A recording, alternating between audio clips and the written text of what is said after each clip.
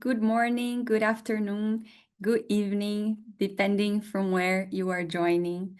It's a pleasure to welcome you to this virtual launch of a joint publication by the Organization of American States, the OAS, and the United Nations Institute for Disarmament Research, UNIDIR. This publication focuses on the 11 norms for responsible state behavior in cyberspace and how we can implement them in a gender-sensitive way. I am Renata Dall'Acqua, and I'm delighted to be here today with all of you. I work at UNIDIR, where I lead the Gender and Disarmament Program. The main objectives of our work are to promote gender equality and the effective integration of gender perspectives across all areas of arms control and disarmament, including cybersecurity. Together with the cybersecurity section of the Inter-American Committee Against Terrorism at the OAS, we've been collaborating with the experts that are here today. We've been collaborating on a research project, and the English version of the research report was launched in May during the Geneva Cyber Week. And today we are launching the Spanish version of the report. This report, for those of you who haven't read it yet, it is grounded in the Women, Peace and Security agenda and in case studies from the Americas. It outlines how cyber threats can impact individuals differently based on gender, and it provides practical guidance for applying a gender lens to the interpretation and implementation of the norms of responsible state behavior. We have a very interesting event ahead of us, but before I go over the program, I would like to share some basic instructions. First, I would like to note that today's event is being recorded and it will be made available on YouTube later on. I would also like to share that the presentations and the discussions, they will be held in Spanish and in English with simultaneous interpretation. You can select the language by clicking on the globe icon in the Zoom platform. I would also like to note that the opinions expressed in this event do not necessarily reflect the views of the United Nations, of UNIDIR, or OAS, or the governments of its member states. These are experts who will be speaking on their own capacity. Now, I would like to do a little bit of promotion and suggest, ask that you follow us on social media. Here are the handles that you can find us. And then our colleagues from the OAS also have a newsletter that they would like to also suggest that you subscribe to. You can do so with the QR code. Now allow me to present today's program. We'll start with opening remarks from two great speakers and very incredible professionals. We are joined today by Izumi Nakamitsu, the UN High Representative for Disarmament Affairs. Ms. Nakamitsu assumed her post in 2017, and since then, she has been a driving force for mobilizing support for gender equality in all areas of arms control and disarmament. We will also hear from Ms. Carrie-Anne Barret, the chief of the cybersecurity section at the OAS. And Ms. Barret, she coordinates the cybersecurity capacity building efforts that OAS provides to member states, and she's also very engaged in gender equality initiatives.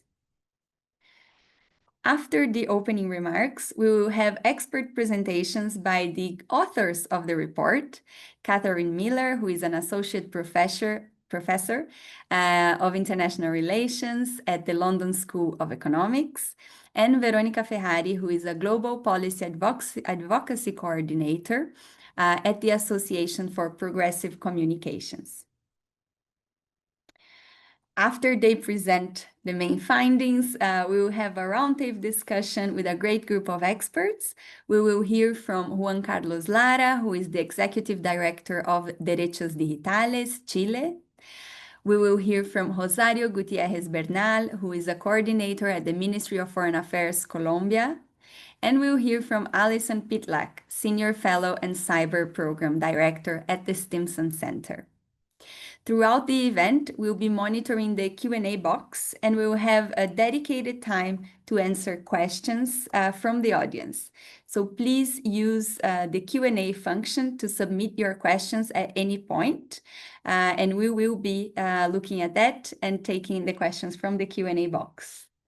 This is what I wanted to say now at the beginning, so I think it's time to hear from our speakers. I would like now to give the floor to the UN High Representative, Mrs. Umi Nakamitsu. Thank you very much, Renata. Thank you for the opportunity. I am really so pleased to join you for this official launch event and also a roundtable discussion on the new publication from the Organization of American States, OAS, and UNIDIR, a novel approach to the 11 UN norms for responsible state behavior in cyberspace, guidelines for gendered implementation. Now, gender mainstreaming in cybersecurity discussions, policymaking, and capacity building remains as critical as ever. I think you all agree with that. States, of course, made significant progress in the just concluded open-ended working group on security of and in the use of information and communications technologies. With each session, the OEWG delved deeper into the gender dimensions of ICT security. It considered issues of participation, but also unpacking substantive considerations. It called for narrowing the gender digital divide.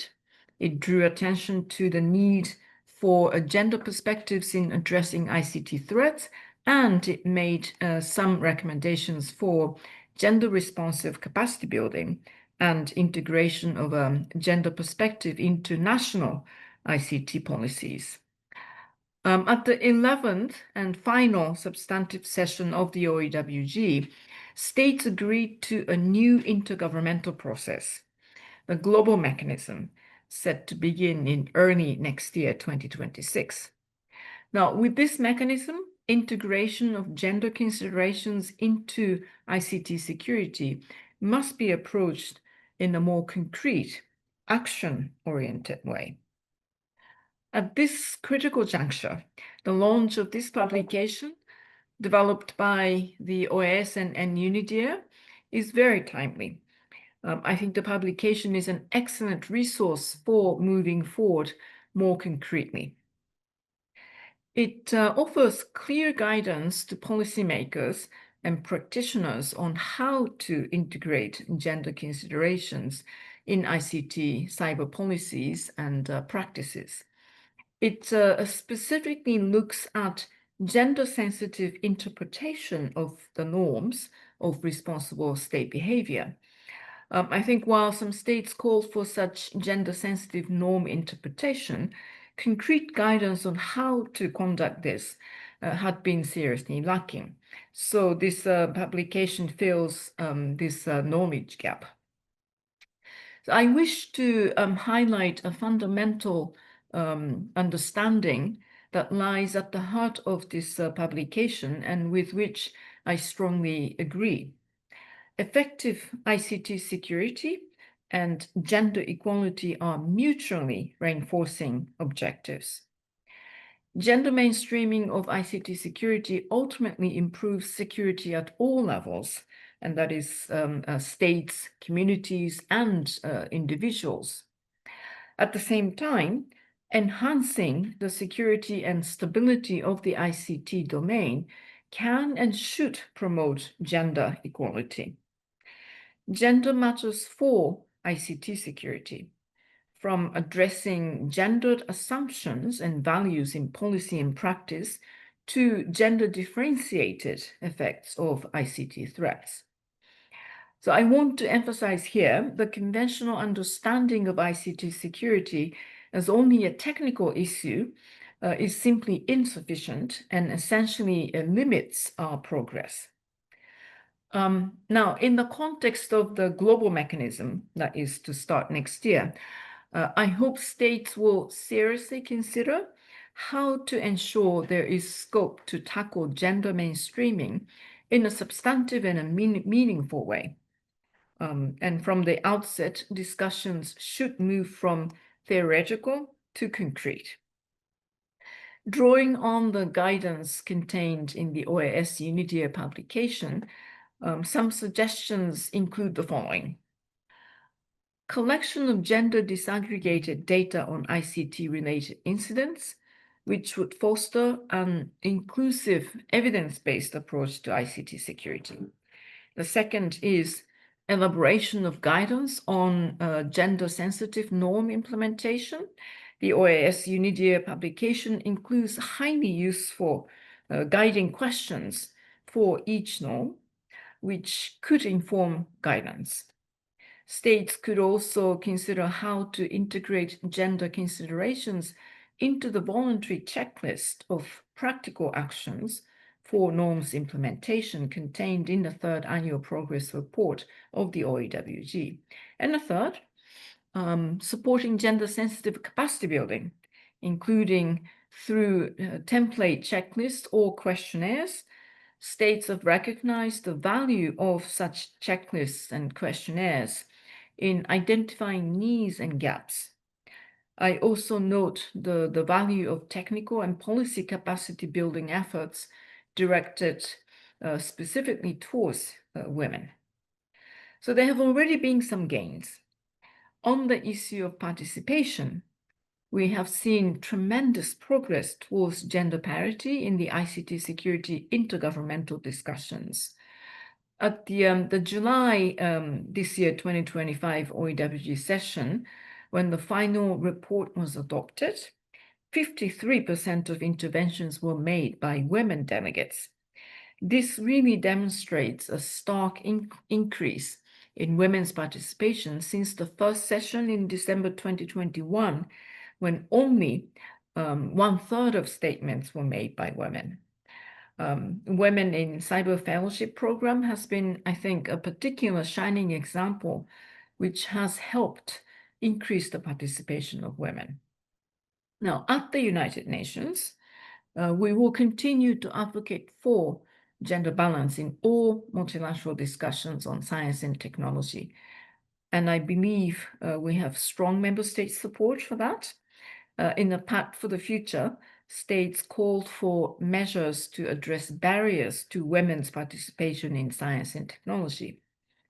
They also recognize the gender-related risks emerging from the use of technologies, including bias and gender-based violence. It is more relevant than ever to underscore the acknowledgement by states of the need to address these issues. And of course, the Secretary General is strongly committed to gender equality, including by achieving gender parity in international security negotiations. And also various studies have shown that negotiations with women, especially in the context of peace negotiations, are more likely to produce durable outcomes. But it is also a question of equity. Disarmament and international security matters, including ICTs, impact everyone, men and women alike, and decisions on policy should be representative of this as well. So with that, I once again congratulate OAS and UNIDIR for this publication on this important topic, and I wish you fruitful discussions in this event, and muchas gracias. Thank you very much, Ms. Nakamitsu. Thank you for your words and most of all for your leadership. We understand you have other commitments and may need to leave earlier, so I just want to express my gratitude right now. Now I would like to give the floor to our second opening speaker, Ms. Carrie-Anne Barret from the OAS. Thank you so much, Renata. Good morning, good afternoon, good evening for wherever you are today. It's truly a pleasure to welcome you on behalf of the Organization of American States. Today's launch really brings together voices from across regions and institutions. All of us are united by one common vision, bringing a cyberspace that's more secure, inclusive, and resilient. Let me begin by expressing my sincerest gratitude and thanks to Ms. Izumi Nakamitsu for her joining us today and her inspiring words. I think her elaboration of her takeaways from the report is very timely, and it does point us to some of the salient conclusions that the report made. So thank you so much, Izumi. I also want to thank Renata, Dominic, and the rest of the UNIDIR team who've been outstanding. For those of you who don't know, over the past few years, we've had a strong partnership with UNIDIR, including the signing of an MOU, which has advanced research on the gender dimensions of cybersecurity and fostered dialogue on the application of international law in cyberspace. I want to thank our authors of the publication, Catherine and Veronica, because their work has been resulting in us having a new human rights-based perspective on state behavior in cyberspace. It's a novel research, and we know that it can only contribute to the discussions going forward. To our panelists, Alison, Rosario, and Juan Carlos, thank you for bringing your expertise and voices to today's launch. We really look forward to hearing how you will reflect on the topic. And to all of you who are here, your presence makes it meaningful. We've taken this to several forums already, the open-ended working group, we've taken it to Geneva, Cyber Week, and now we're here for this global conversation. Over the past 2 decades, the OAS specifically has been working to build and strengthen cybersecurity capacities across the Western Hemisphere. A core part of this mission has always been to ensure that as we look at cybersecurity, it is not just technical, as Izumi said. It is generally looking at how do we find novel approaches to addressing the issues. So at the OAS, we apply our core principles of democracy, human rights, development, and multidimensional security when we think of cyber. With the generous support of Canada, we had launched our Cinder project back in 2022. And since then, we have been able to impact the root causes of gender inequality in cyber. We have reached more than 6,000 plus persons in 29 member states through gender-sensitive cyber capacity building. We've trained over 1,500 women and girls in digital skills and encouraging them to join a cybersecurity career. And we've done over 26 initiatives that directly impact women's participation, including launching our Women in Cybersecurity Empowerment Network. We've delivered several communities, training to several communities at risk. We believe that thinking about how we do awareness raising as well is important to have gender-related cyber threats. This report today builds on all of the work I've just mentioned.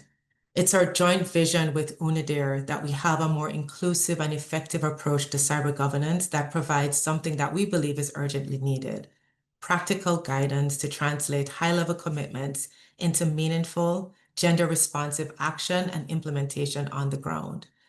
As you are all aware, and as elaborated by Izumi a few moments ago, both at the UN and regional level, it has been underscored the importance of closing the digital divide, ensure inclusive capacity building, and promoting gender balance in cyber diplomacy more specifically.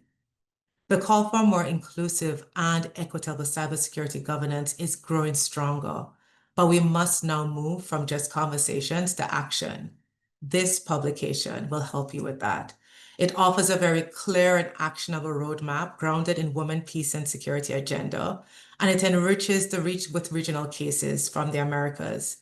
It goes beyond exploring how gender perspectives can be integrated as just a topic, but show you how practically this can be done and what work has already been done. One of our goals today is to make these good practices visible to your audience. We know there is much more work still to be done. That is why today is so important. The speakers today for our roundtable builds on not just us having a launch, but actually an invitation for you to reflect on how far we have come and what do we think are the next steps that we need together to bring the discussions into the new global mechanism on ICT and international security. Let me close once again by thanking our authors, Undersecretary General, our colleagues at UNIDIR, the OAS team, and the Government of Canada for their vision and support. Cyber resiliency depends on diverse perspective. If we actually fail to recognize the gendered impacts of cyber threats and technologies, we risk reinforcing existing divides and leaving critical vulnerabilities unaddressed. Thank you all for listening, and the floor is back to you, Renata. Thank you very much, Carrie-Anne. And it's been a pleasure working with you and the team at OAS. And now that we've heard different perspectives on the main findings, on the report gave a bit of an overview of what the topic is about.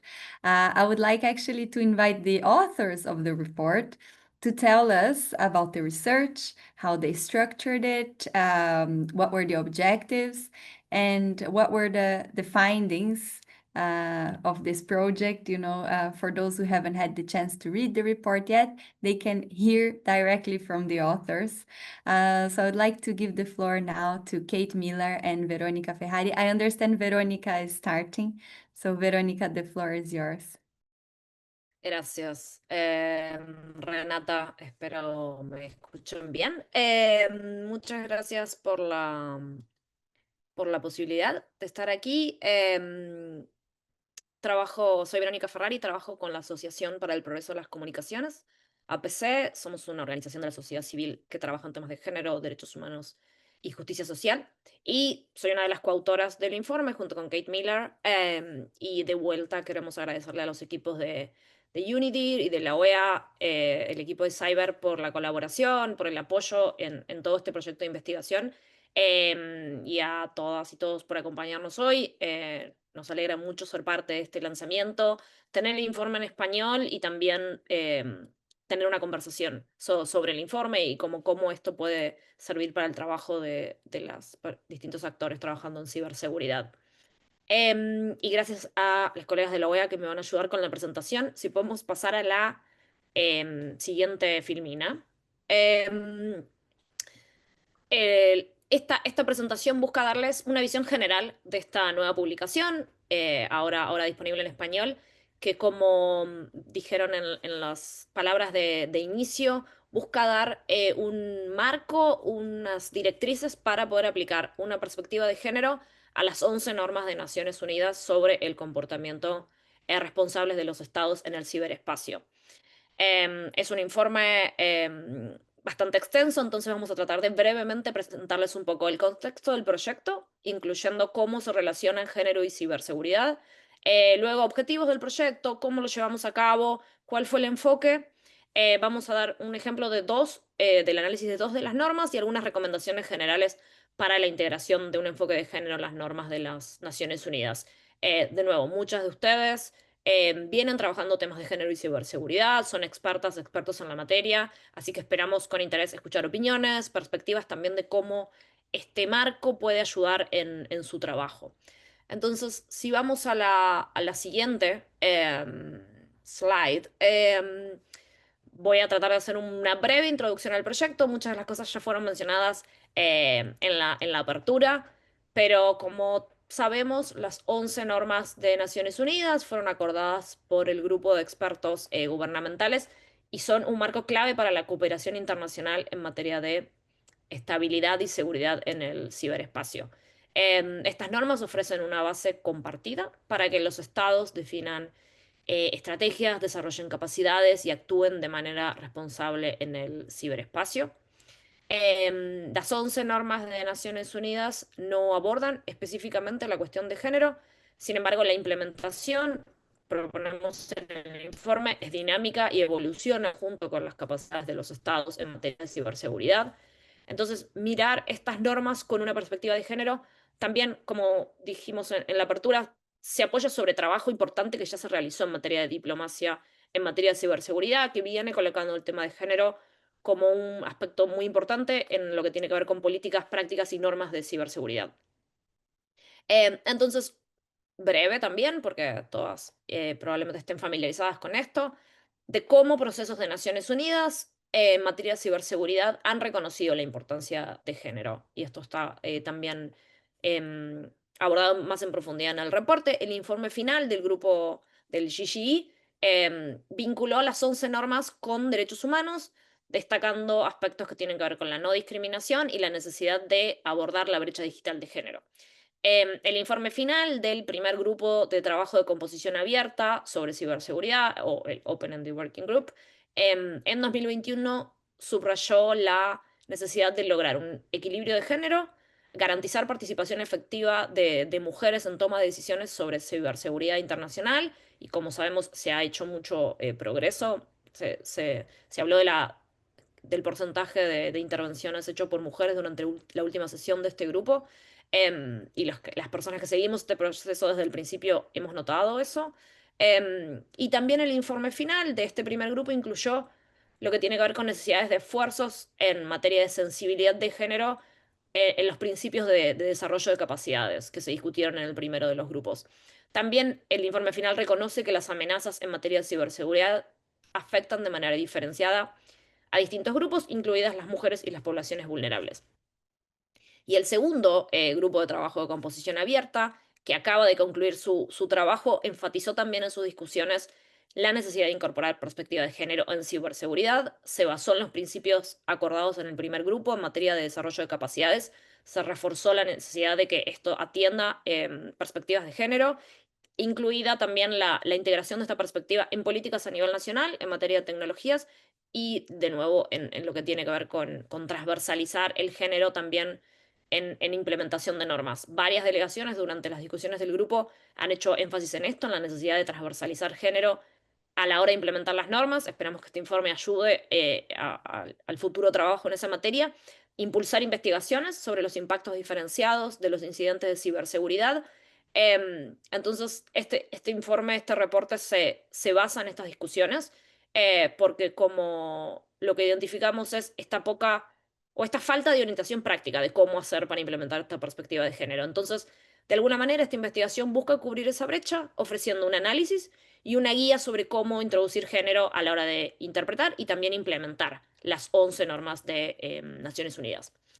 Entonces, yendo a la siguiente, también brevemente, antes de entrar en el informe, les queremos dar un poco de contexto de cómo conecta el género con ciberseguridad, cómo lo presentamos en el reporte, basado en este creciente reconocimiento de que la ciberseguridad tiene implicaciones de género, particularmente en lo que respecta, decimos en el informe, a 3 cuestiones. Lo que tiene que ver con el eje de participación, que esto está vinculado a las desigualdades de género en el acceso y el uso de Internet y tecnologías digitales, también en brechas en materia de competencias y habilidades digitales. Luego, en lo que tiene que ver con una brecha en materia de participación, tanto en la práctica y en los roles más técnicos vinculados a ciberseguridad. Hay unas estadísticas ahí en la presentación que pueden ver, basado en un trabajo de UNIDIR. Y también, aunque se registraron avances importantes, sigue habiendo una brecha en participación en gobernanza y diplomacia vinculada a ciberseguridad y a tecnología más ampliamente. Y como sabemos, todavía persiste una brecha digital de género a nivel mundial que tiene que ver con el acceso a Internet, y cómo alcanzar la paridad de género sigue siendo un desafío, especialmente en países y regiones que tienen acceso más limitado a Internet. Entonces, esa es una de las primeras maneras de cómo ciberseguridad y género se conectan. Luego tiene que ver la cuestión de los supuestos y los valores de género, aparecían también en las palabras de apertura, y cómo la ciberseguridad está influenciada por estos supuestos, en cómo se diseñan las tecnologías, cómo funcionan los espacios de trabajo vinculados con la ciberseguridad, cómo se toman las decisiones. Y un supuesto importante que marcamos en el informe es la idea de la ciberseguridad, el concepto tradicional de ciberseguridad asociado a la masculinidad, a actividades vinculadas con esto, como la defensa nacional, la seguridad de los estados, la seguridad de las empresas, mientras que tal vez tradicionalmente otras perspectivas y experiencias en el contexto de ciberseguridad suelen quedar de lado, como la de mujeres, diversidades y otros grupos vulnerables. Y por último, el tercer punto de cómo ciberseguridad y género se conectan, decimos en el informe, tiene que ver con las experiencias diferenciadas que tenemos en cuanto a las amenazas vinculadas a ciberseguridad. Un grupo tiene que ver con las amenazas que tienen motivos de género. Por ejemplo, sabemos por las estadísticas que mujeres y niñas se ven afectadas de manera desproporcionada por violencia de género digital, facilitada por las tecnologías, por ejemplo, la difusión no consentida de imágenes íntimas. Y también tiene que ver con las amenazas y los incidentes digitales y de ciberseguridad más amplios, como las filtraciones de datos médicos, vinculados, por ejemplo, a la salud reproductiva, la interrupción de servicios de salud y prestaciones médicas, que, si bien no tienen motivos de género, suelen implicar mayores riesgos para grupos en posiciones de vulnerabilidad. Y en el informe ahondamos un poco en esto a partir de uno de los casos de estudio que trabajamos. Entonces, por estas razones, en el informe lo que señalamos es que las cuestiones de género importan al interpretar e implementar las normas de las Naciones Unidas, porque básicamente ayuda a que la ciberseguridad sea más eficaz, más inclusiva para todas y todos, desde las empresas, los estados, pero también las comunidades y las personas. Entonces, volviendo al proyecto y yendo a la filmina siguiente, quiero presentarles brevemente principales objetivos y el enfoque que adoptamos a la hora de encarar esta investigación. Entonces, de nuevo, el objetivo es proporcionar estas directrices, este marco para apoyar a los estados y a otros actores que trabajan en ciberseguridad en el fortalecimiento de la estabilidad del ciberespacio internacional, al mismo tiempo que promoviendo la igualdad de género. En cuanto a la audiencia, básicamente todas las personas aquí presentes son actores de la comunidad de ciberseguridad que trabajan tanto a nivel internacional como regional, nacional, en todos los ámbitos que están cubiertos por las normas de las Naciones Unidas. Metodología, hicimos una amplia y exhaustiva revisión documental de la investigación producida hasta el momento, tanto desde la academia como de sociedad civil, como en materia de políticas internacionales y nacionales. El informe es muy interesante en ese sentido. Em, Hicimos también entrevistas con expertas trabajando en ciberseguridad, expertas y expertos, profesionales trabajando en ámbitos estatales vinculados a ciberseguridad. Hicimos un grupo focal multisectorial del que muchas de ustedes participaron. Y el borrador además fue revisado por especialistas como parte de un proceso de revisión por pares. Hicimos estudios de casos, como dijo Kerry en la apertura, en las Américas. Nos enfocamos en Canadá, en Chile y en Costa Rica. Son casos con enfoque regional, pero creemos que sus conclusiones, sus buenas prácticas se pueden aplicar a nivel global. Muy brevemente, estos casos son ejemplos positivos de cómo repensar enfoques tradicionales de ciberseguridad mediante una adopción de una visión centrada en las personas y con perspectiva de género, cómo integrar género en la diplomacia de la ciberseguridad, y acá vamos a escuchar de personas que vienen trabajando en eso, con un enfoque en la agenda de mujeres, paz y seguridad, y también cómo implementar las normas con una perspectiva de género a través de estrategias de ciberseguridad. De nuevo, entonces el enfoque tiene que ver con un análisis de género de las 11 normas de la ONU, inspirado por la Agenda de Mujeres, Paz y Seguridad, y a partir de ello proponemos un enfoque que incluye la interpretación con perspectiva de género para identificar efectos e implicaciones diferenciadas de las normas, orientación para implementarlas con perspectiva de género, que implica proponer algunas acciones concretas para promover la igualdad de género, y algunas preguntas orientadoras que pueden ayudar a implementar o a inspirar ideas para la implementación. Entonces, básicamente proponemos un marco que tiene que ver con cuáles son las implicaciones de las normas en el ciberespacio para la igualdad de género y cómo pueden interpretarse e implementarse estas normas enfocando en temas de género.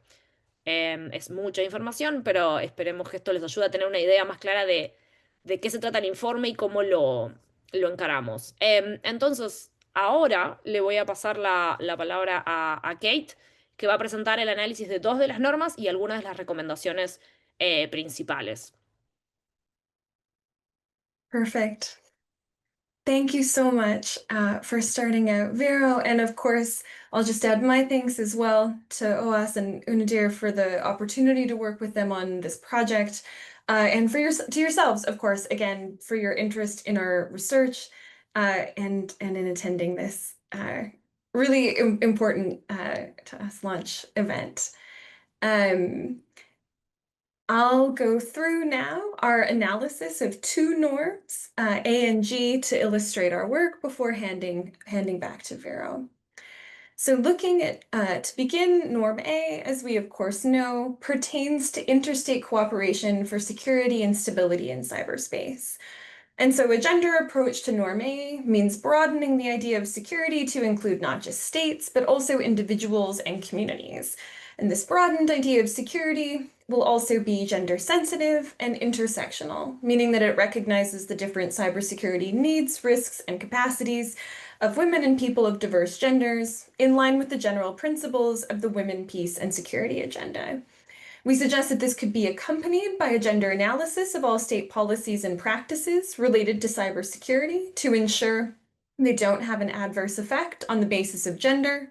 And this could be implemented by integrating gender into top-level cybersecurity strategy documents and policies, namely national cybersecurity strategies, and also, of course, then integrating cybersecurity and ICTs into women, peace, and security national action plans at the state, and indeed actually also at the regional level, something APC is currently working on.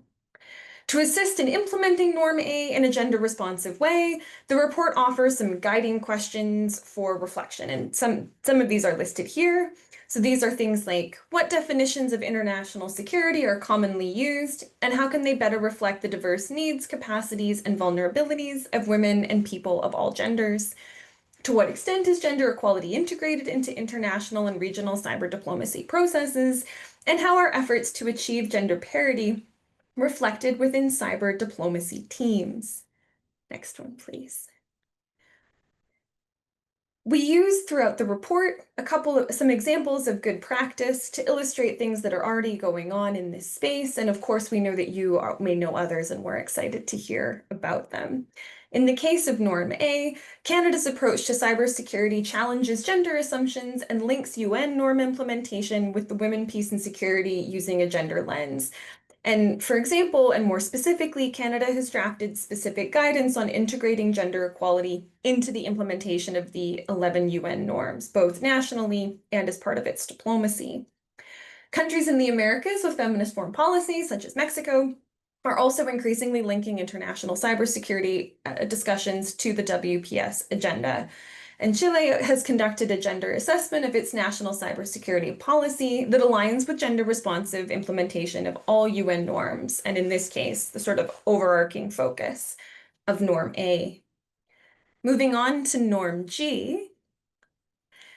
As you'll recall, Norm G broadly calls on states to take appropriate measures to protect their critical infrastructure from ICT threats and participate in the creation of a global culture of cybersecurity.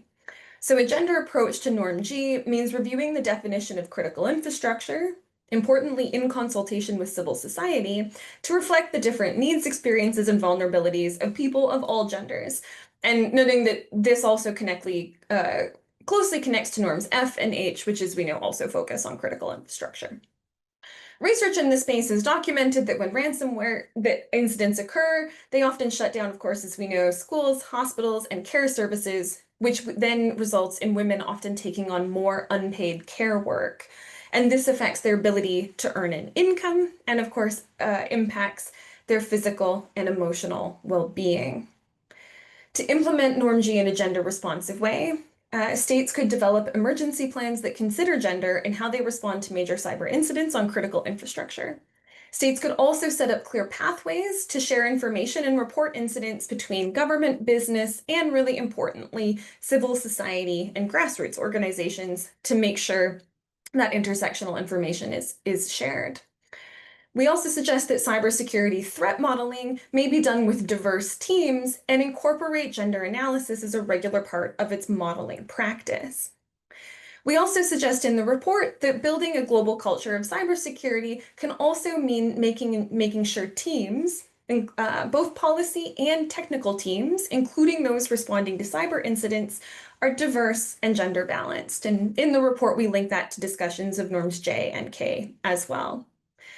We also sort of highlight the importance of public information and awareness campaigns and point out that women and marginalized groups in particular should have timely, reliable information on digital security and the common risks they might face. In this context, building a global culture of cybersecurity that's gender responsive may also mean including gender in all parts of cyber capacity building and cooperation.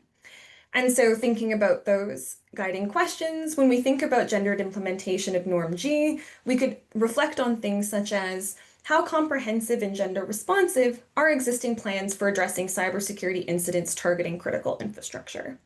Is the plan to address these incidents informed by consultation with relevant stakeholders and, really importantly, civil society organizations? And again, thinking about how diverse are the teams responding to cyber incidents and conducting threat modeling. Does that process incorporate intersectional gender analysis? is gender incorporated throughout cyber capacity building efforts? We also have come across some really exciting examples of good practice in relation to Norm G. And so one positive example, thank you. One positive example on critical infrastructure comes from what we may recall as Costa Rica's response to major cyber incidents in 2022. As we'll remember, these incidents unfortunately disrupted for quite some time essential government services like customs, taxation, healthcare, and education, with documented gender effects. So as we sort of discussed, women, for example, faced increased care burdens due to reduced access to support for children, the elderly, and individuals with special needs. Teachers reported purchasing supplies for students, including school supplies, but also food and caring supplies, in a context where they were also not able to be paid themselves. In its response and sort of learnings from this incident, Costa Rica took gender and human rights into account in its policy response through the adoption of a national cyber strategy that includes a strong focus on gender inequality. The strategy calls for gender indicators, better communication during incidents, and it addresses risks that affect people in different ways. And Costa Rica has also emphasized the importance of considering all of these different dimensions of vulnerability and experience of major cyber incidents in its international cyber diplomacy.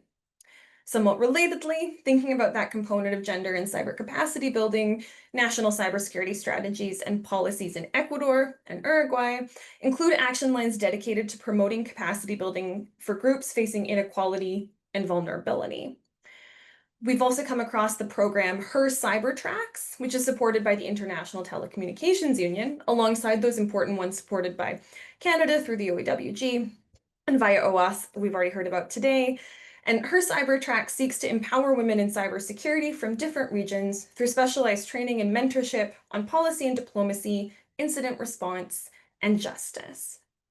And as I imagine you're already thinking, the analysis of these norms and some of our interpretations and suggestions and guiding questions also connect with the central issues raised by other norms, particularly when we think about capacity building, cooperation, infrastructure, and assistance. And so some of the recommendations are relevant across multiple norms that deal with similar issues. And we flag that in the report. Okay, next slide, please. Based on the gender analysis of the norms and the good practices, what we sort of outlined in our major sort of deliverable to you, hopefully the audience in the report, is some suggestions on how to make the implementation of these 11 norms gender responsive.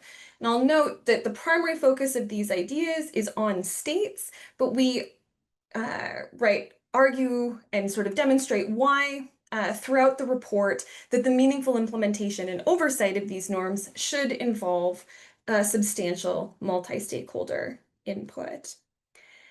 And so before I wrap up, I just want to quickly share some general suggestions from the report, some of which we've already heard, on how to apply a gender approach to the norms. So getting to the practical component.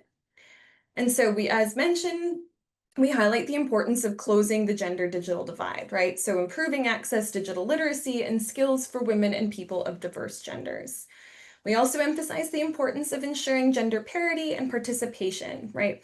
We need more participation from people of diverse genders, women, as well as other marginalized communities across all areas of cyber norm development, planning, technical response, implementation, and really vitally evaluation. Sometimes we leave that out, but it's important. We also recommend considering mainstreaming gender in cyber policy, right? In consultation with civil society, states could include gender considerations across cybersecurity and digital policies, and again, through international cooperation and cyber capacity building.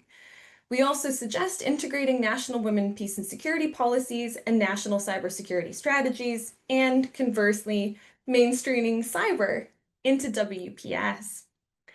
We also suggest the collection of gender inequalities disaggregated data on people's different experiences in cyberspace, right? And this would be intersectional gender disaggregated data on major cyber incidents, very importantly, but also on cybersecurity measures, participation, and other key areas of cyber and ICT policy. Ideally, this would be collaboratively shared and used to support more inclusive and evidence-based cyber governance and norm implementation. Alongside that, we also, as mentioned, suggest developing and prioritizing developing gender-responsive emergency plans to major cyber incidents, and especially those affecting critical infrastructure.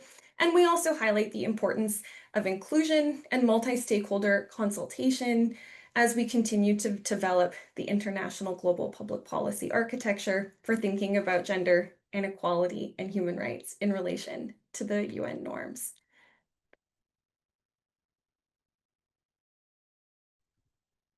Gracias, Kate.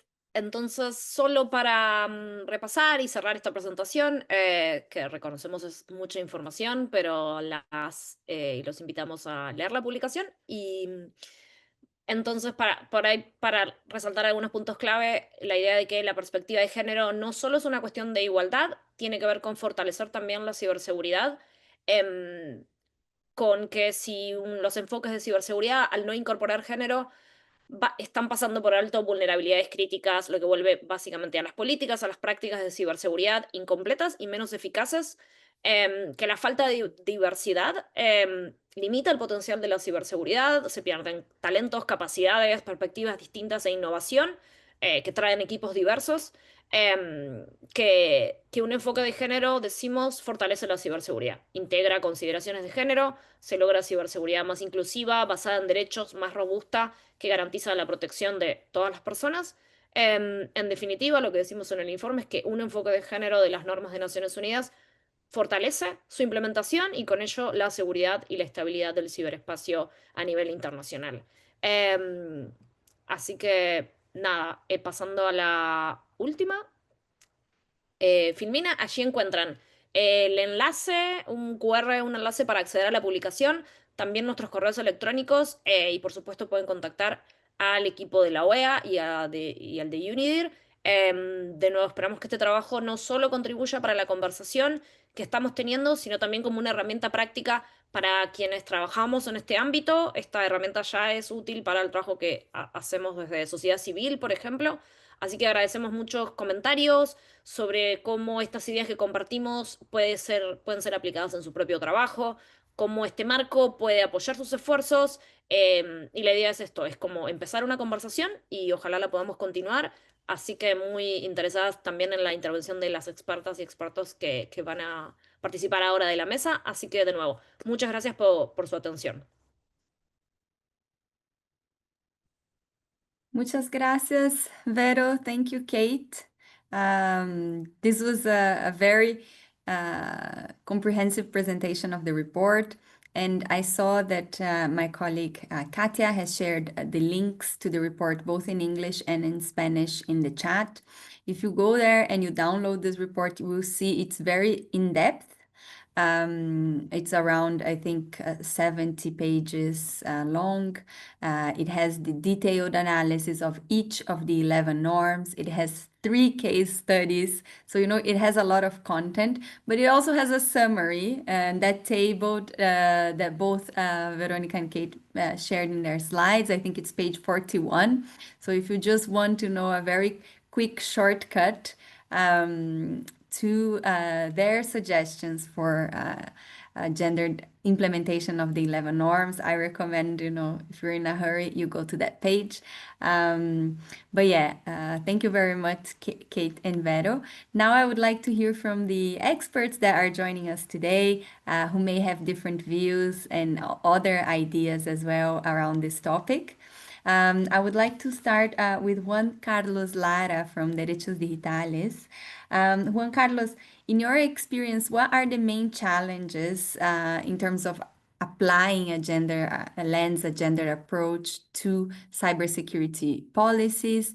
And do you think this research is useful to address some of the challenges, or do you have other comments about this report? I know Chile is one of the cases that Kate and Vero did. So very much looking forward to your thoughts on this. Bien, muchas gracias, Renata. Muy buenos días, buenas tardes a quienes asisten a este lanzamiento. Adelantándome un poco a la respuesta, quiero agradecer por la invitación a participar de este lanzamiento porque sí nos parece una herramienta muy útil. Les saludo desde Derechos Digitales. Somos una organización de sociedad civil que ha trabajado en temas relacionados con la seguridad en entornos digitales en distintos niveles y por tanto este lanzamiento es muy importante para la organización. Quiero felicitar a Kate, a Verónica por el cuidadoso trabajo de formular el contenido de este informe, por el amplio nivel de conocimiento y de recomendaciones prácticas que traen. Quiero felicitar el esfuerzo de traducción también, que hace que esto sea mucho más útil, por cierto. Y al mismo tiempo quiero destacar a través de mi respuesta a las preguntas de Renata el trabajo que han hecho mis colegas en derechos digitales, tanto respecto de las capas relacionadas con los incidentes de seguridad que afectan especialmente en razón de género, como también aquellas consideraciones relacionadas con políticas públicas, especialmente a nivel nacional, sin descuidar el diálogo a nivel regional como también a nivel global. Respondiendo más directamente a la pregunta sobre los desafíos para implementar un enfoque de género en general en materia de ciberseguridad y en particular en lo que se refiere a las 11 normas no vinculantes de comportamiento responsable de los estados en el ciberespacio.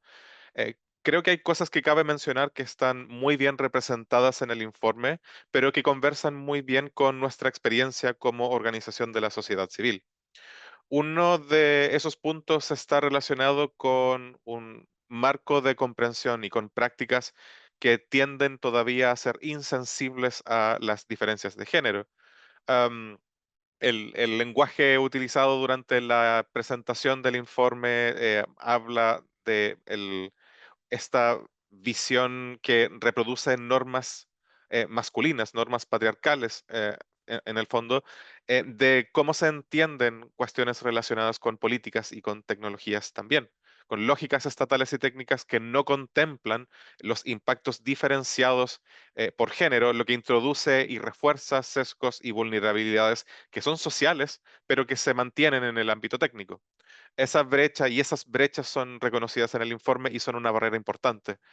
Otro tiene que ver con la importante brecha de participación y de capacidades en general en distintos niveles del desarrollo social, tanto en el ámbito productivo, pero también en lo que se refiere a los equipos técnicos y diplomáticos y los equipos encargados en la formulación de políticas públicas, puede obstaculizar la eficacia de las respuestas que tengan sensibilidad de género.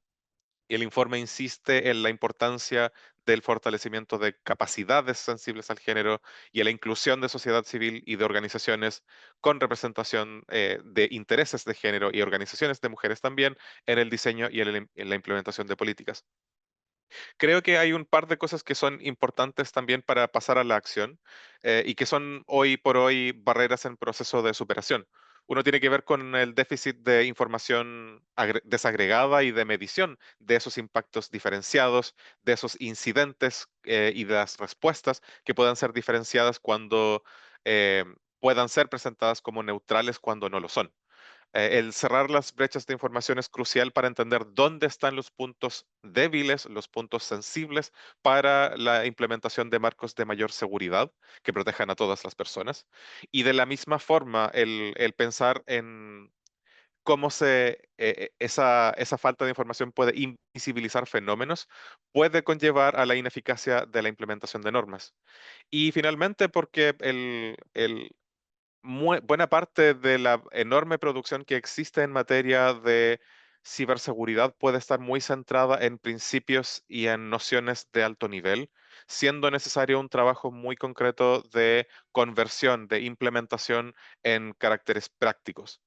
El informe, además de incluir recomendaciones prácticas, lleva consigo también una serie de preguntas guía que son importantes, no solamente para los tomadores de decisión o formuladores de políticas públicas, sino también pensando en la incorporación de esos otros actores relevantes, esas otras organizaciones, entidades o sectores que puedan también comprender estos fenómenos y estas incidencias con esa misma sensibilidad de forma tal que ese diálogo multisectorial sea más enriquecido también. ¿Cómo ayuda el informe a responder a estos desafíos? Creo que es una pregunta que viene asociada también al trabajo que muchas organizaciones, incluidas, por cierto, Derechos Digitales, pero también otras con alcance global, como APC, donde se desempeña Verónica, como otras organizaciones en el consorcio al sur en América Latina, llevan adelante trabajos de recolección de información y de incidencia en políticas públicas. El informe muy deliberadamente habla de la reinterpretación de las normas no vinculantes con un enfoque de género, de forma tal de hacer que éstas tengan un alcance que sea más efectivo en la protección de las personas y de sus derechos, y en definitiva de la protección del ciberespacio como un entorno seguro, pero al mismo tiempo introduce, y es ahí uno de los valores más relevantes, el de las recomendaciones operativas para cada norma, con recomendaciones concretas de implementación. Es nuestra opinión en derechos digitales que esta clase de esfuerzos pueden servir a que aquellos casos que podemos tomar como ejemplares puedan no solamente ser copiados, sino más bien trasladados a realidades que puedan ser distintas a lo largo de la región y muy posiblemente también a nivel mundial. Como fue destacado en el informe y en la pregunta por Renata, el caso chileno aparece como un caso ejemplar. Derechos Digitales participó en la Política Nacional de Ciberseguridad 2017-2022. Estamos conscientes del proceso de evaluación de esa política y de las limitaciones que encontró ese proceso de evaluación, como también celebramos que la Política Nacional de Ciberseguridad 2023-2028 incorpore un eje transversal de género, como también que incorpore desde esa mirada mayor posibilidad de implementar medidas sensibles y relacionadas con el género, haciendo, por tanto, eco de las recomendaciones que fueron recibidas por la autoridad. A eso se suman, por cierto, los desafíos que pueden ser ayudados por informes como este. Hace muy poco, hace algunas semanas, apareció el plan de acción para implementar la Política Nacional de Ciberseguridad de Chile. Y si bien incluye unas primeras 15 medidas, muchas otras medidas fueron discutidas por la autoridad en sus propias reuniones, y por tanto existe todavía una enorme oportunidad de, desde los distintos sectores, hacer intervenciones o hacer alguna recomendación adicional que permita que esas acciones tengan también esa sensibilidad de género. Desde Derechos Digitales creemos que el aporte que podemos hacer como organización está no solamente en tratar de conectar distintos procesos de política pública con recomendaciones que hay y que se emiten, por ejemplo, a propósito de este informe, sino también conectar con la experiencia de las personas que trabajan con nosotras en la información que recogemos, en informes como el informe de hace algunos meses sobre líneas de ayuda para incidentes de violencia de género en línea, en la realización de intervenciones a propósito de los procesos a nivel ONU o a nivel, por ejemplo, no solamente de ciberseguridad, sino también de cibercrimen, o bien en las instancias en que participa Derechos Digitales para la implementación de consideraciones de derechos humanos en la realización de políticas públicas vinculadas con tecnología en general y que puedan conllevar necesidades de mayor inclusión. Así que desde Derechos Digitales celebramos el lanzamiento de este informe también en español. Esperamos que sea una herramienta útil, como también esperamos darle una mayor utilidad en nuestro propio trabajo de incidencia. Y una vez más, felicitamos que este esfuerzo sea presentado hoy. Gracias. Thank you very much, Juan Carlos, for your kind words about the research, but also for sharing, your experience working in this area. What are the challenges, and sharing a bit about the different policy frameworks you have in Chile, how the most recent one applies a gender perspective, as a transversal element. But then you also need to put that in practice. So, as you said, a huge opportunity that you have ahead of you. And you can count on us if there's anything, we can do to help. Please count on us. Now I would like to hear from Rosario Gutierrez, who is a diplomat from Colombia. And Rosario, could you share? Colombia has been very active in terms of mainstreaming gender across, international security issues, including cybersecurity. Could you share an overview of Colombia's main actions in this regard, and your thoughts and opportunities about the next steps in terms of the cybersecurity processes. As we heard, there will be a global mechanism on ICTs. Do you see an opportunity for bringing gender considerations into that new the global mechanism? Muchas gracias, Renata, por tu pregunta. Y bueno, de antemano un agradecimiento a los organizadores por esta invitación. Buenos días, buenas tardes a todos. Es un gusto de verdad para mí estar acá hoy abordando dos temas que son absolutamente relevantes y centrales para Colombia, pero pues también muy cercanos a mi corazón. Entonces, para responder tu pregunta, quisiera empezar por señalar que Colombia ha estado muy comprometida en integrar la perspectiva de género en sus políticas y en las prácticas que tenemos sobre ciberseguridad. Y en particular quisiera destacar tres niveles en los que hemos trabajado. El primero es el nivel estratégico, el segundo es el nivel programático, en un sentido como de los programas o digamos de las políticas de los estados, y el tercero es digamos, un nivel multilateral. Para iniciar, pues en el plano estratégico, tanto la posición nacional sobre la aplicación del derecho internacional del ciberespacio, como la estrategia nacional que tenemos en materia de seguridad digital, incorporan de manera explícita un enfoque de género. Y eso ha significado que para nosotros la seguridad digital no es únicamente una protección de infraestructuras o de datos, sino que también la entendemos como una garantía de un uso seguro, inclusivo, equitativo de las TIC. Y en ese sentido, para Colombia, cerrar la brecha digital de género es una condición necesaria para poder lograr esa conectividad universal y para poder reducir las desigualdades y pues alcanzar los objetivos de desarrollo sostenibles. En el segundo plano, que es el de los programas de gobierno, es muy importante señalar que en Colombia hemos desarrollado iniciativas que están específicamente dirigidas a mujeres y que buscan de alguna manera abrir oportunidades y fortalecer las capacidades en el ámbito digital y en el ámbito de la ciberseguridad. Entre ellas quiero destacar dos. La primera se llama Hacker Girls, que es un programa que apoya a mujeres que están interesadas en la ciberseguridad a través de formación y a través incluso de vinculación laboral. Busca también como unas oportunidades en materia laboral para ellas. Y el segundo se llama Por TIC Mujer, que es como hay un juego de palabras, no sé cómo se entenderá en la traducción. Es un poco por ti mujer, pero reemplaza la palabra ti por TIC, los ICTs, que está liderado por el Ministerio de, de las TIC y que ofrece cursos gratuitos y certificados para que las mujeres de todo el país y en especial pues busca que aquellas de zonas rurales, de zonas apartadas, puedan ser protagonistas en el uso y en la apropiación del Internet. Estas iniciativas, pues yo creo que muestran que la política pública realmente puede tener un impacto directo y un impacto concreto en la reducción de brechas y en la construcción de un ecosistema que sea pues mucho más inclusivo a nivel digital.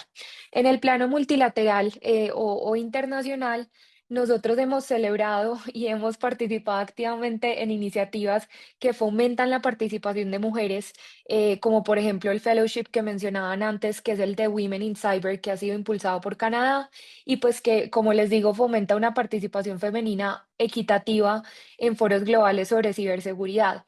Ese esfuerzo realmente ha tenido resultados tangibles.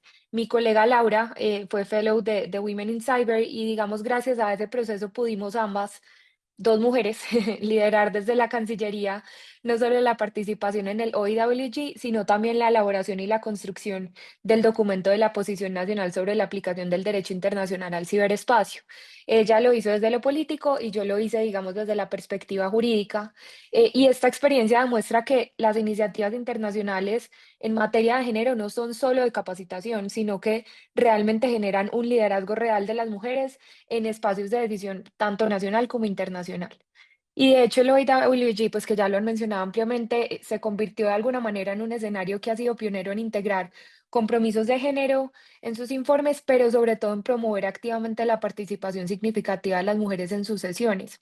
Y yo pienso que esto no puede concluir una vez pues que ya concluyó ahorita en julio, que fue su última sesión. Y en ese sentido, para transicionar un poquito hacia la segunda parte de tu pregunta, yo quiero destacar el documento sobre género y el futuro mecanismo que fue presentado por varias delegaciones, incluida Colombia en el marco del OIWG. Ese documento, además de señalar el estado de cosas en relación con el género y la paz, pues, y digamos la agenda de paz y seguridad, los compromisos de Naciones Unidas, el desarrollo en el OAS, realmente ofrece propuestas muy concretas sobre cómo el nuevo mecanismo puede incorporar de manera estructural la perspectiva de género. Entre ellas, pues para destacarles algunas, está recolectar y publicar datos sobre la participación de mujeres en las reuniones, integrar acciones de género en el checklist de normas voluntarias, asegurar la participación de organizaciones de la sociedad civil que están especializadas en género y ciberseguridad, consolidar programas de creación de capacidades sensibles al género similares a las que ya les mencioné, como este programa de Women in Cyber, y que permita tener como herramientas prácticas para que los estados puedan identificar y superar esas brechas. Nosotros pensamos que este paper es una hoja de ruta muy valioso para el diseño del futuro mecanismo, porque así como mencionaban antes, asegura que a un nivel práctico y no solamente discursivo, los logros que ya alcanzamos en el OIWG no se pierdan, sino que se puedan consolidar y se puedan fortalecer e incluso ampliar. Entonces, brevemente, pues para resumir y partiendo de la base de que este mecanismo debe tener entre sus prioridades la incorporación sistemática de la perspectiva de género, nosotros consideramos que el mecanismo sí o sí deberá continuar trabajando en la reducción de la brecha, no solo en el acceso, sino también en las habilidades y oportunidades de participación. Deberá también promover la participación que sea plena, igualitaria, pero sobre todo significativa de las mujeres en la toma de decisiones sobre el uso de tecnologías en el ámbito de la seguridad internacional. Y pues reconocer que la seguridad del ciberespacio no va a ser efectiva si no es también inclusiva, diversa y sobre todo sensible a las diferentes experiencias de quienes pues lo habitamos. Entonces, bueno, para concluir, yo pienso que la experiencia de Colombia muestra que realmente integrar la perspectiva de género en temas de ciberseguridad no solo es un ejercicio retórico, sino realmente una práctica que ha sido posible y que ha sido transformadora. Nosotros lo hemos hecho pues en esas estrategias nacionales, en programas concretos, en nuestra participación internacional y creo que el reto ahora es precisamente llevar ese mismo compromiso al futuro mecanismo global y lograr que este se construya desde el inicio con un ADN que sea inclusivo, que sea diverso y que sea verdaderamente representativo. Muchas gracias. Thank you very much, Rosario, for outlining all the efforts that Colombia has participated and contributed to in the context of the OEWG and the working paper about the global mechanism. Yes, I think there is a lot of work to be done. We shouldn't lose what we have, managed to achieve so far. And I think one part of this is also collaborating with civil society. That was also highlighted in your response. So now I would like to turn to Alison Pitlack to also get her views on the role of civil society in gender mainstreaming in cybersecurity policy and practice. But also if you have thoughts, Alison, on the things that the previous speakers said, thoughts about the report, we would like to hear from you. Wonderful. Thank you so much, Renata, and thank you to UNIDIR and the OAS for including me in today's event. My name is Alison Pitlack, and I'm the Cyber Program Director at the Stimson Center, which is a research institute based in Washington, D.C.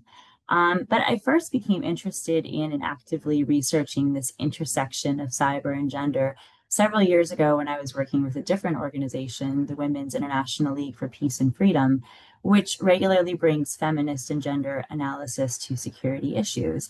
And as cyber has grown in prominence as an international, national, and human security issue, with that has come a lot more interest in understanding the gendered impacts of technological misuse and cyber operations, the unique diversity challenges of the sector. And so I feel that this report is extremely timely. It really does fill a huge gap in the literature and the policy landscape. And so my biggest congratulations to Veronica, to Kate, and to everyone involved. Now, to your question about the role of civil society, I think that, and Renata, you might have thoughts on this too, that just as we see in other sort of traditional security areas, civil society is often at the forefront of trying to mainstream gender and promote inclusive policies and practices. And we have been really since day one. And I think that's because civil society offers a lot of firsthand and on-the-ground perspectives, as well as the ability to contribute expertise. And this could be from the perspective of being users of ICTs, of being builders of ICTs, but also as individuals and communities that are being adversely affected by ICTs on the basis of gender. But without governmental partnerships and champions and engagement from the private sector or other actors, our efforts will not go further than our own community. So in my experience, the best results, whether it's on gender and inclusivity or other areas, has always come from such cross-sectoral partnerships and cooperation. I wanted to sort of lift up 3 specific roles that I think civil society has really played. There are probably many more, and I want to also acknowledge that I think there's a lot of important work being done at the grassroots level or on the front lines that maybe doesn't always percolate up to our UN conversations.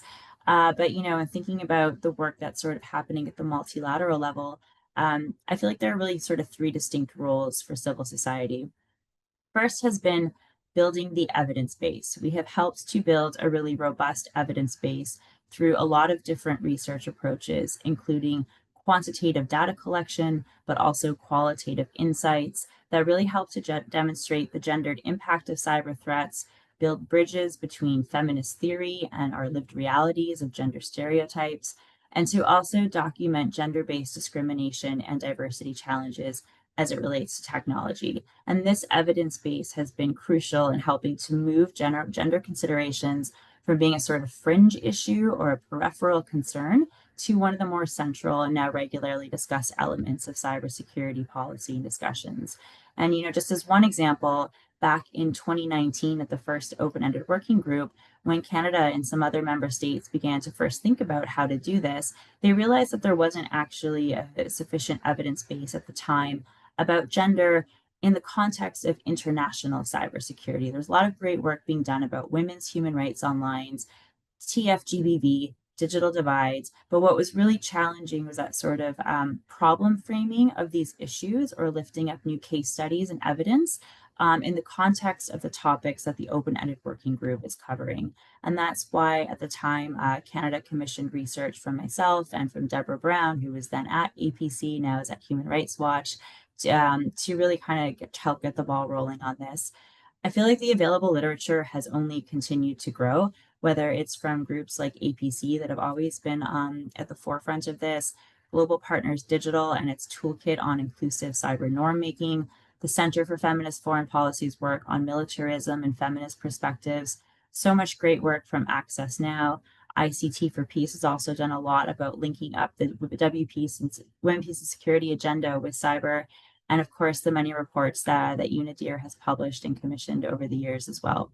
Second area would be advocacy, which is really just about putting that evidence base to work in order to achieve the change or collective vision that we have.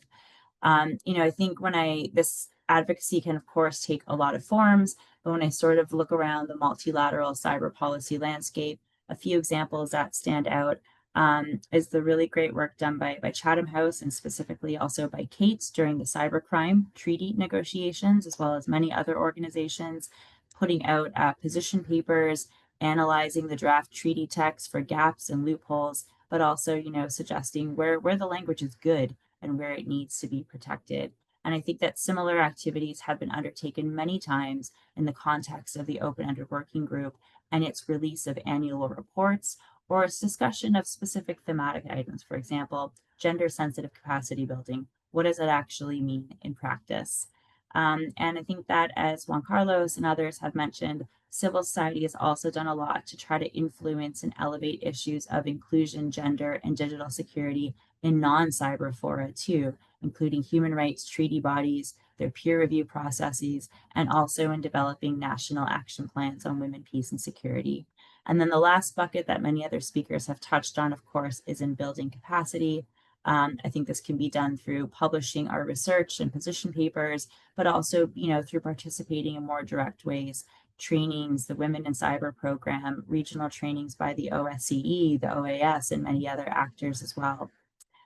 I did want to come in just a little bit looking ahead on the global mechanism, but before I do that, I did want to also share that in thinking through all the great work that's happened and the good strides that have been made in this area, I wanted to share that the Stimson Center is partnering with UNIDIR towards the publication of a compendium on best practices in gender mainstreaming and cybersecurity. We're about to run 5 online workshops, consultations really, on 4 distinct topics as a way to hear from the broader community about your good work, your good practice, but also some of the challenges that you've come up against. And I think that many in the audience today are probably about to get an invitation to participate in those, but there will also be a lot of opportunities for written input as well. And we hope to launch this in March of 2026, probably at the organizing meeting of the new global mechanism. So just to say a few quick words on that as well. You know, the point that I wasn't going to lead off on, but I think does need saying, is that we're obviously in this time right now where we've had a lot of great progress on gender, but there is a backlash and against gender, whether it's the term or the concept itself, or as well as associated meanings and terminologies. So I do think that as we pivot from the working group into the global mechanism, it's really important that supportive countries and organizations not only continue to be vocal, but also to coordinate with one another and really identify what are the gender-related priorities for work going forward. This might not be the time to boil the ocean for like a whole lot of new ideas and gains. What are our shared priorities? And maybe one way to do that is to establish an informal gender champions group. We know that these exist in other fora who regularly meet and connect online or in person to exchange, to support one another, to identify common priorities, and so forth. I also think we need to continue to feed and build that evidence base. Technology is changing fast. There's constantly new research and information coming online. How can we harness that in a way that will serve the new global mechanism and its desire to be an action-oriented mechanism? We know that the OEWGs had tremendous success in inclusive participation, largely in part to the Women in Cyber program. I don't know if that will be continued into the new global mechanism or not, but regardless, I think that the GMAC could seek to uphold gender diversity by committing to gender balanced delegations and expert panels, advocating for diversity in the facilitators of the thematic working groups. Maybe it's time also for a female chair of the new global mechanism as well, and think through some of the other barriers that could prevent participation. And then just the very last point is to come back to where we started today in talking about the report and implementing the norms in a gender sensitive way. I think it's a wonderful thing to have published this gender analysis because the norms are the backbone and a foundational element in the UN framework for responsible cyber behavior. So how do we ensure that the great suggestions and the guidance contained in this report get put to use? The High Representative gave several good suggestions, which I agree with. I also take note of Kate's point earlier about the importance of monitoring and evaluation. We say we want to do these things, but are we actually doing them? And what does that look like? Or if we can't, why not? So just a couple of ideas to throw out there, I think, is, furthering the very specific guidance and guidelines from the report, member states could use the plenaries or other opportunities to report back on the relevant steps that they are taking at national or regional levels. Using places like the Cyber Policy Portal or the new GMAC portal to publish written updates on national or regional efforts to implement norms in a gender-sensitive way.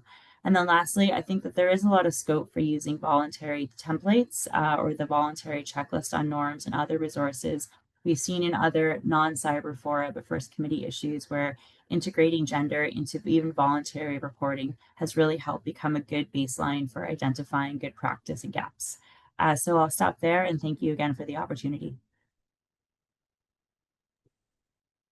Thank you very much, Alison, for sharing your thoughts, your very concrete suggestions, and all this important reflection about the role of civil society. I agree with you. Civil society has been at the forefront of the efforts to bring gender considerations into international security. And they provide a lot of the, as you said, the evidence base, the knowledge. I think if you look at Kate and Veronica's report, there is a lot of information that come from civil society sources. It wouldn't have been possible to do this analysis without the work that civil society organizations do. And we need to find ways also to be able to sustain that work, support, expand, make it more systematic. I think this was something that Juan Carlos mentioned at the beginning, the lack of gender disaggregated data about the impacts of cybersecurity incidents. It is something that hinders a bit the conversation. But yeah, we can also learn from other international security processes, as you said, Alison. Some of the other processes have gender focal points. So that could also be an idea for the upcoming cyber process, where states take this role, a voluntary role of being the gender focal point for a specific period within the process. And as you said, voluntary reporting, we see this in other processes as well. So that these are all great ideas. I would like to give the floor back to Kate and Veronica, but to share, I mean, their also thoughts on what they heard from our three speakers. But we've also been collecting questions in the Q&A box. And some of them are very interesting. People also expressing interest in more training in this area, and specifically asking if the OAS can help with this training. Someone also asked if Rosario could share the link to the initiatives that she mentioned in Colombia, even the one that had the pun, por tic mujer. So I think, people in the audience, they are really paying attention and wanting to learn more. I think before giving the floor to Kate and Veronica, just to highlight a few topics that came up in the Q&A box. I think people are interested in capacity building that also starts from an early age. I think people are, someone mentioned here, from the infancy, if you can already start to address the gender gap by if you come across, for instance, good practices in that regard. Indigenous groups as well, if there are good practices in including also indigenous groups.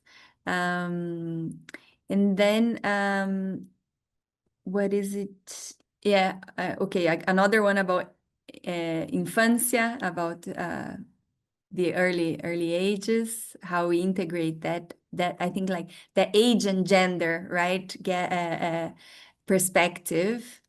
Yes, I think I'll leave it to that and see if Kate and Veronica would like to share some additional thoughts.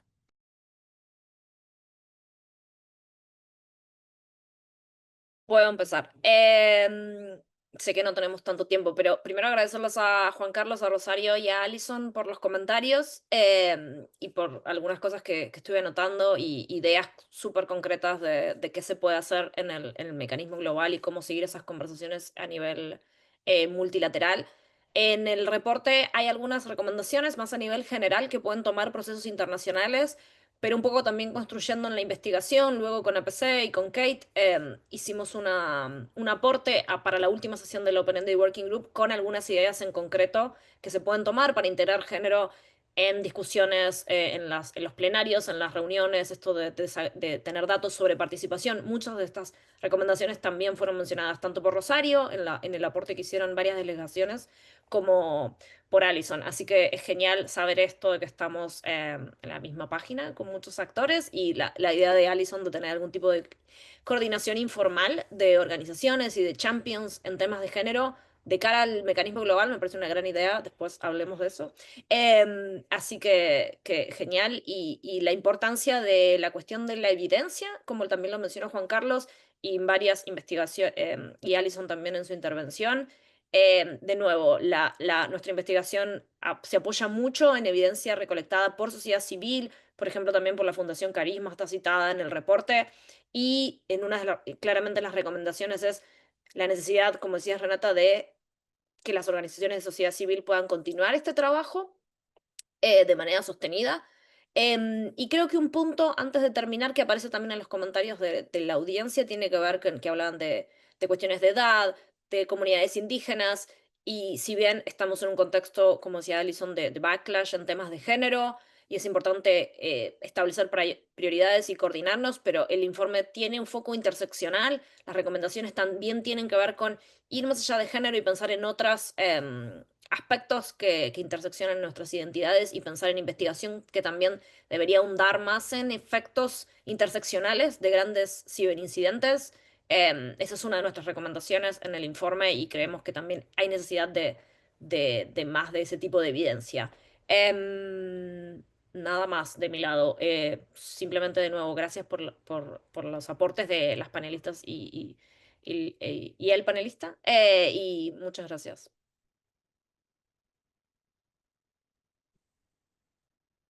Thank you, Vero. And thank you again, yes, so much to the panelists for your comments and your insights and your expertise, and also for your close and generous engagement with the report, which that's a gift. We appreciate it very much. In terms of the questions, I will try and be brief.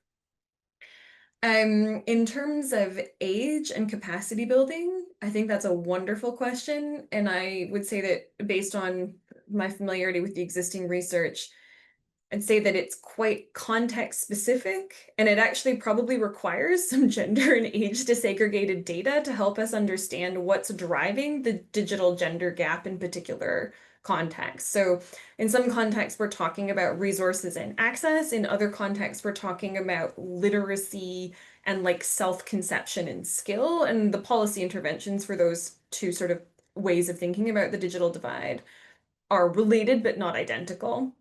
And so I would say, like, you're very right. And also we need to ask there's a couple questions that we can answer that need to answer before giving a more specific sort of solution.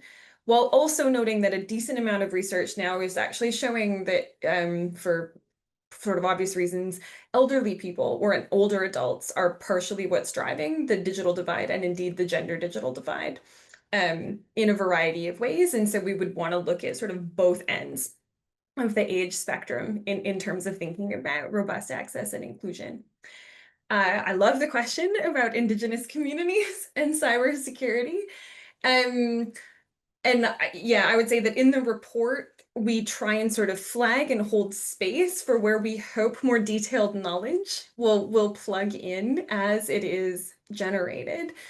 In terms of an example of good practice off the top of my head, with apologies that it's not from the Americas, but the NGO policy, there's an African NGO in Uganda has done some really interesting work on Afrofeminist cybersecurity, ICT governance, and data policy that I think is a pretty incredible example of both good data use and emphasizing for Indigenous communities and marginalized communities the importance of really good data, right? The dangers of being excluded from cybersecurity and ICT knowledge creation and production.